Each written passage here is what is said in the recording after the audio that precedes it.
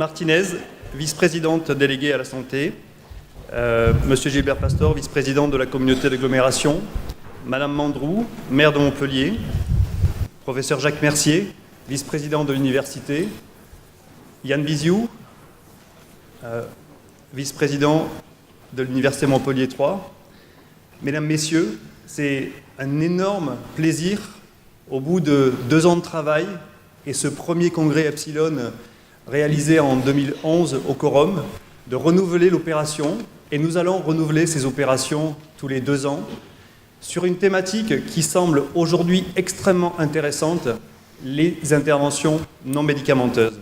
Je vous propose de donner la parole tout de suite, sans perdre trop de temps, évidemment, on est dans le quart d'heure montpelliérain, à Madame Martinez, vice-présidente déléguée à la santé pour la région Languedoc-Roussillon. Bien. Madame Mandroux, maire de Montpellier, Monsieur Jacques Mercier, vice-président de Montpellier 3, Monsieur Yann Biziou, Mesdames et Messieurs, c'est un plaisir pour moi d'être parmi vous ce jour. Je voudrais tout d'abord excuser Monsieur Christian Bourquin, président de la région Languedoc-Roussillon, mais qui est très heureux de vous accueillir sur ce territoire et dans cette ville Montpellier où vous savez que la recherche, et notamment la recherche dans le domaine de la santé, est reine et forte.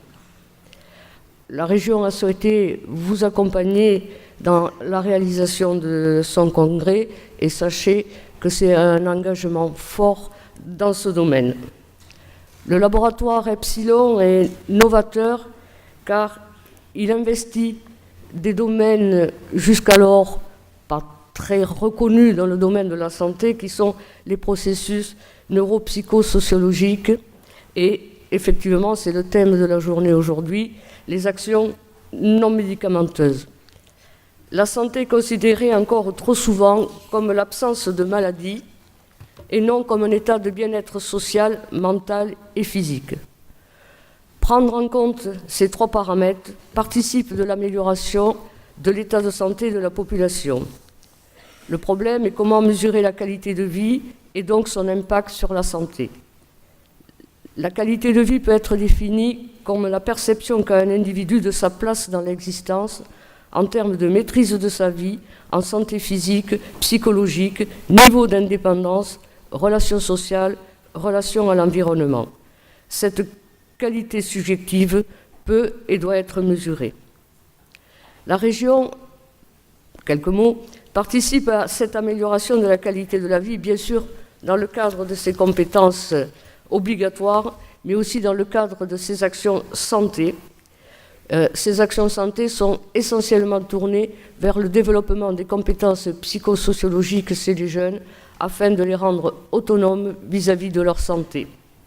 Et on voit que le programme que nous avons démarré en 2008 a permis d'améliorer la santé des jeunes, notamment chez les jeunes les plus en difficulté. Bien sûr, comme je vous l'ai dit, Montpellier, sa région, soutient des projets de recherche dans les domaines de l'activité physique et d'éthique santé.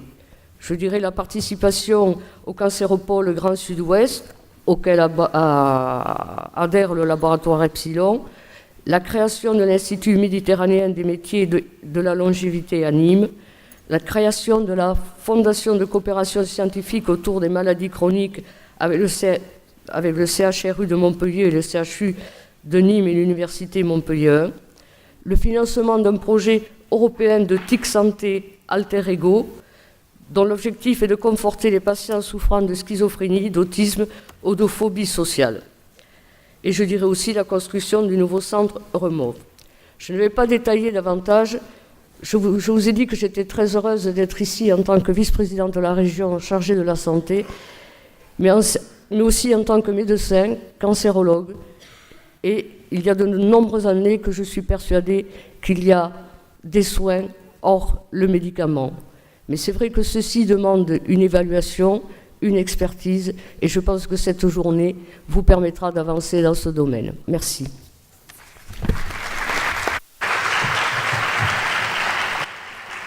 Merci beaucoup, Madame Martinez. Donc, je vais passer directement la parole à Madame la maire de Montpellier, Hélène Mandroux. Merci d'être là.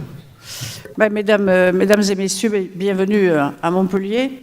Alors tout d'abord, je voulais vous dire que j'ai compris que vous étiez venu un petit peu des quatre coins de la France, et peut-être même au-delà, d'après ce qu'on m'a dit. Alors, bienvenue dans cette ville qui, vous le savez, est la 8e ville de France, et une ville qui a quand même une particularité. Moi aussi, je suis médecin. Alors, est-ce que les médecins sont les mieux placés pour parler aujourd'hui? Je ne sais pas, mais en tout cas, je vous dirai ce que j'en pense. Vous avez choisi une ville qui est réputée et connue depuis fort longtemps, une ville qui est née au Moyen-Âge, une ville qui est née au Moyen-Âge parce que aussi des médecins d'origine juive, chrétienne et arabe se sont rencontrés et ont créé ce qui aujourd'hui est la plus vieille faculté de médecine d'Europe en exercice, puisqu'avant Montpellier, c'était Salerne qui était la plus vieille faculté en Italie. Et donc ici, nous avons bien évidemment une tradition médicale depuis fort longtemps. Et ce que je disais l'autre jour, j'espère que vous aurez le temps d'aller visiter le Jardin des Plantes. Le Jardin des Plantes à Montpellier, c'est lui aussi, il est très ancien puisqu'il a été créé sous Henri IV. Et ce Jardin des Plantes créé sous Henri IV, qui appartient toujours à la faculté de médecine de Montpellier, ce Jardin des Plantes, vous y rencontrez notamment toutes les plantes avec lesquelles, à l'époque, on pouvait soigner, avec lesquelles les étudiants étudiaient les plantes, et à partir des plantes, on pouvait effectivement élaborer des médicaments, élaborer des soins à partir de toutes les décoctions qu'on pouvait faire à l'époque. Et je rappelais que, par exemple, pour ce qui nous concerne, nous les femmes médecins, ma chère collègue, les premières femmes médecins, en fait, c'était les sorcières. C'était les sorcières parce qu'elles soignaient avec les plantes. Alors, on ne se rendait pas compte, aller faire des décoctions avec des plantes, ça pouvait être que le fait du diable. Et donc, les premières femmes médecins sorcières étaient brûlées. Donc, vous voyez que vous êtes réellement dans une ville où il y a cette longue tradition. Et vous vous posez aujourd'hui comment juger de l'efficacité dans les domaines de l'activité physique, dans le domaine des régimes, dans tous ces domaines-là. Mais ce sont des domaines que nous savons aussi bien les uns les autres que ces domaines-là sont très très importants. Et par exemple, il y a quelque chose qui a fort longtemps qui a été mesuré, c'est tout simplement l'effet placebo. Et l'effet placebo, c'est quelque chose qui est quand même assez incroyable. Et là, on retrouve un peu l'effet psychologique, puisque quand vous donnez un comprimé qui soit vert, rose, bleu, jaune, quelle que soit sa couleur, le patient ne sait pas ce qu'il reçoit et le médecin ne sait pas ce qu'il donne. On ne sait pas. C'est-à-dire qu'on ne sait pas si on vous donne quelque chose qui est réel, si c'est vraiment un médicament ou si c'est uniquement un petit comprimé qui a le même aspect. Et à la fin, on regarde ce que ça donne. Eh bien, on sait tous les uns et les autres qu'il y a beaucoup de patients qui n'ont reçu qu'un placebo et en fait, qui sont guéris exactement comme celui qui a reçu le comprimé selon effectivement la pathologie qui est derrière. C'est-à-dire que vous avez vraiment eu l'effet psychologique, l'effet de confiance par rapport au médecin qui était devant. Donc, c'est vrai, on ne peut que dire que les médicaments, je veux dire tous les soins non médicamenteux sont essentiels. Quand vous parlez de régime, je pense qu'effectivement, excusez-moi, selon si vous êtes diabétique, et Dieu sait, si vous ne faites pas votre régime, excusez-moi, on sait très bien ce que ça va donner. Alors, ces soins non médicamenteux s'adressent aussi bien à des patients, quand je parle de diabétiques, des patients qui sont malades, mais aussi, ça peut aussi s'adresser bien en amont à des patients qui seraient susceptibles d'eux. Donc, on sait très bien, et vous l'avez dit tout à l'heure, il y a fort longtemps, par exemple, à Montpellier, nous appartenons au réseau Ville Santé de l'OMS. C'est très ancien. Et ce réseau Ville Santé, ça s'appelle Ville Santé de l'OMS, ça ne veut pas dire une ville santé, ça ne veut pas dire qu'elle est malade, bien au contraire. Et ce concept de Ville Santé de l'OMS, c'est justement un concept où l'environnement fait partie, effectivement, l'environnement est là, pour améliorer l'espace, pour améliorer les conditions de vie. C'est sûr que si vous vivez dans un appartement agréable et si insonorisé, vous serez peut-être plus à l'aise que si vous êtes dans un appartement où vous entendez les scènes de ménage ou l'enfant d'à côté qui est en train d'hurler. On le sait, on sait tous très bien que il y a énormément de facteurs. L'activité physique, on sait très bien que c'est un facteur qui vous permet d'exister, de vivre, et aussi à travers, par exemple, l'activité physique, ça vous permet aussi de vous socialiser, c'est-à-dire que vous rencontrez d'autres personnes, vous sortez de votre isolement. On sait très bien que tous ces facteurs sont essentiels. Alors je sais que le laboratoire m'expliquait tout à l'heure qu'il regarde si c'est la fibre musculaire X, Z ou Y, excusez, vous comprenez ce que je veux dire, si c'est vraiment celle-là qu'il faut développer chez la personne âgée. Est-ce qu'il faut la faire marcher? Est-ce qu'il faut qu'elle se muscle? Je comprends qu'effectivement, pour arriver à trouver la réponse à tout ceci, ce n'est pas simple. D'autant plus qu'une expérience chez une personne âgée, c'est pas sûr qu'au bout de 20 ans, vous aurez la réponse. Parce qu'entre-temps, elle risque effectivement de disparaître. Mais moi, personnellement, je considère qu'à partir du moment où on sait que ça améliore, est-ce que réellement le dosage précis de la réponse, je ne sais pas. En tout cas, je crois que ça concerne tout le monde. Il faut, et peut-être par contre, dans les suppléments, dans la nutrition, peut-être qu'il faut faire aussi attention à tout ce qu'on voit par contre dans les publicités. Ça par contre, peut-être, attention. Moi personnellement, je fais partie des gens qui ne sont absolument pas sensibles aux publicités. Je ne les regarde pas, je ne les vois pas, elles ne m'intéressent pas. Mais c'est moi personnellement ça, j'ai toujours été comme ça. Et c'était désespérant pour les laboratoires pharmaceutiques, ils étaient totalement désespérés, parce que quand ils me montraient une publicité, je ne savais pas quel était le nom du médicament qui était derrière la publicité. Ben, voilà, je suis complètement allergique aux publicités. Mais le problème, c'est qu'il y a beaucoup de gens qui sont sensibles à cette publicité, et là aussi, peut-être qu'il faut faire attention à ce qui est balancé régulièrement. Manger ceci, utiliser cela, c'est ce produit-ci, c'est ce produit-là. Peut-être que là, il y a une réflexion à avoir de ne pas effectivement, j'allais dire un peu pervertir, entre parenthèses, le choix de chacun.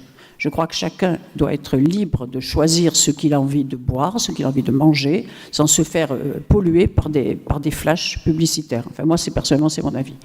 En tout cas, moi, je vous félicite. Je vous félicite de faire cette rencontre avec des hommes et des femmes qui vont peut-être pouvoir donner une clé pour le futur, parce que dans notre société, vous savez qu'aujourd'hui, on fait très attention à économiser l'énergie, à économiser l'eau, à tout ceci, on nous impose énormément de choses. Il faut faire ci, il ne faut pas faire ça, il faut faire ci, il ne faut pas faire ça.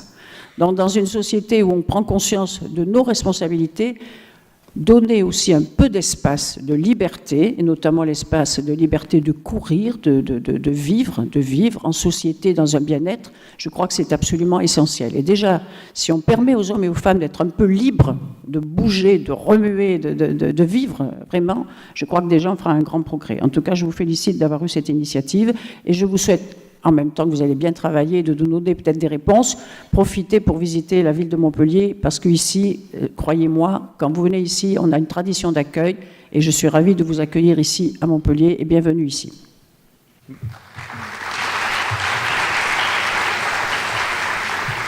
Merci Madame la maire. Donc évidemment, la transition est toute trouvée, qualité de vie, muscles. Donc le professeur Jacques Mercier, vice-président de l'Université Montpellier, je crois qu'il va peut-être en dire aussi 2 mots. Merci Greg. Non, je ne parlerai pas de muscles. Bien, Madame Martinez, qui représente donc le président de région, je crois que Monsieur Pastor n'est pas arrivé, mais je le cite tout de même, qui représente donc le président de l'agglomération de Montpellier, Madame Hélène Mandroux, maire de Montpellier, Yann Biziou, cher Yann, qui remplace donc Anne Freysse retenue à Paris, chers collègues, tous les participants de ce deuxième édition de ce congrès Epsilon, et puis cher Greg, parce que je crois que je peux t'appeler comme ça.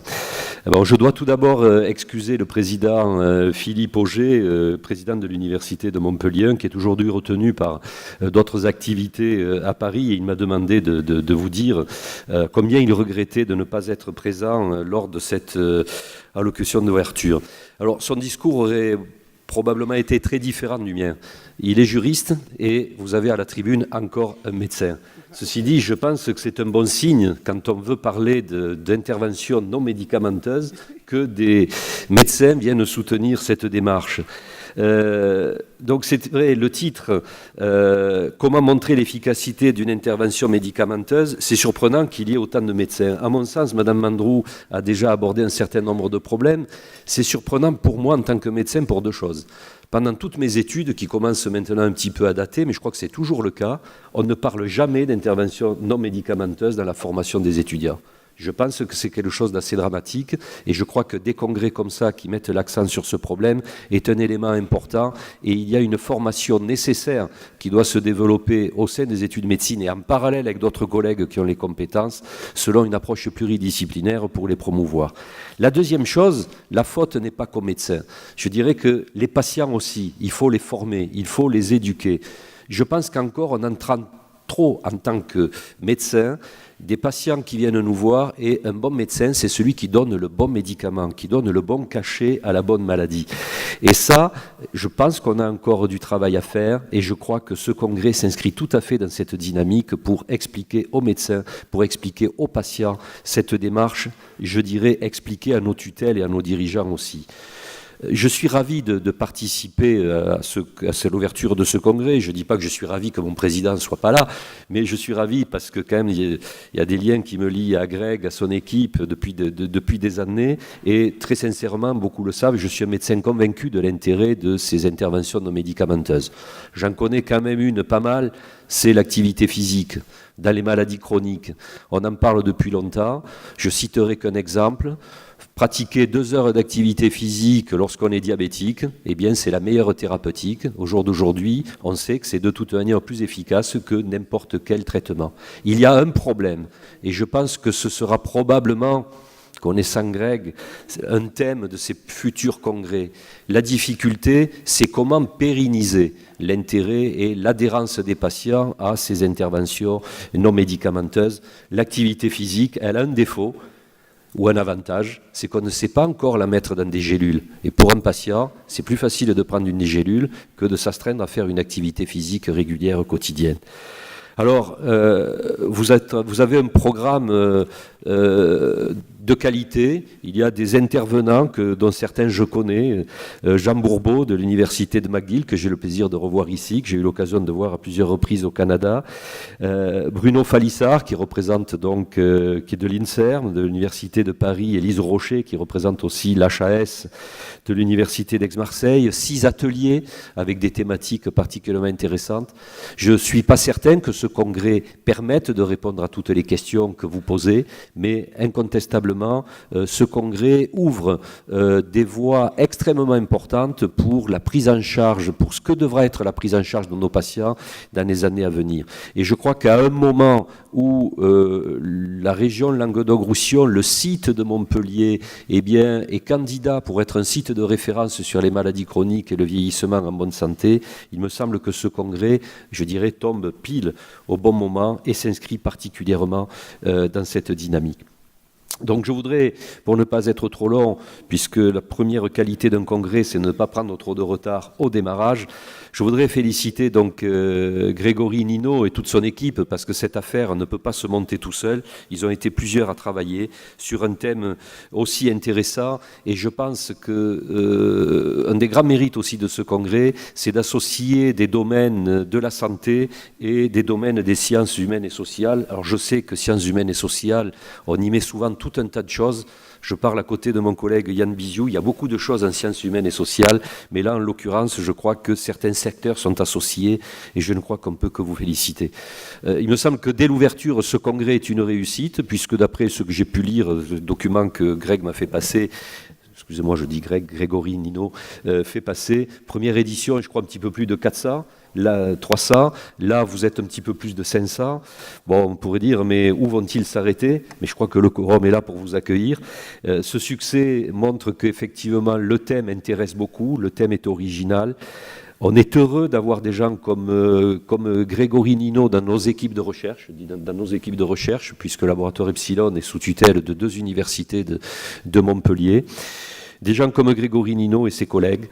Donc des enseignants-chercheurs motivés, créatifs et qui portent Montpellier donc au plus haut niveau. Donc je vous souhaite un excellent congrès qui j'espère sera animé de discussions très fructueuses et je vous souhaite un bon séjour dans cette ville de Montpellier où, je le dis devant Madame le maire, il fait bon vivre quand même tout de même. Merci. Merci.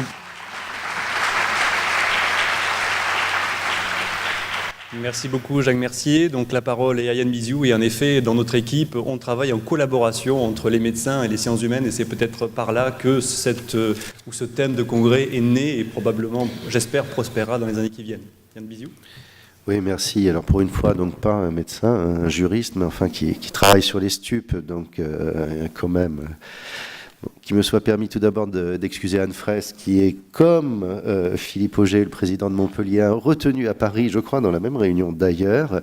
En son nom, vous souhaitez la bienvenue. Remercier surtout Grégory et toute l'équipe, les collègues, les étudiants qui sont investis pour organiser ce deuxième congrès d'Epsilon. Remercier aussi les collectivités territoriales, les partenaires de cet événement, Madame Martinez qui représente la région, Madame le maire, Madame Mandrou pour la mairie de Montpellier et puis l'agglomération. Et puis vous dire juste, moi je vous parlerai pas de, Jacques l'a fait beaucoup mieux que moi, des enjeux de ce colloque. Vous dire par contre ce que ça me fait ressentir actuellement. On est dans une période de réforme des universités, de réforme de l'enseignement supérieur, de la recherche, à un moment où la place des universités, leur mission, c'est un peu débattue vivement, et des inquiétudes sont importantes. Et quand vous décidez comme ça de lancer des problématiques nouvelles, vous rappelez le rôle des universités depuis plusieurs siècles, c'est-à-dire un lieu où s'élaborent des projets, des propositions sociales et sociétales pour l'avenir et l'avenir de tous les citoyens. Et je pense que ça, c'est le gros enjeu et la grande mission des universités. J'espère qu'on pourra continuer à l'avoir dans les années qui viennent. Et votre colloque, eh bien, je vous souhaite bon travail à Montpellier, une très belle ville en effet. Merci beaucoup Yann Biziou.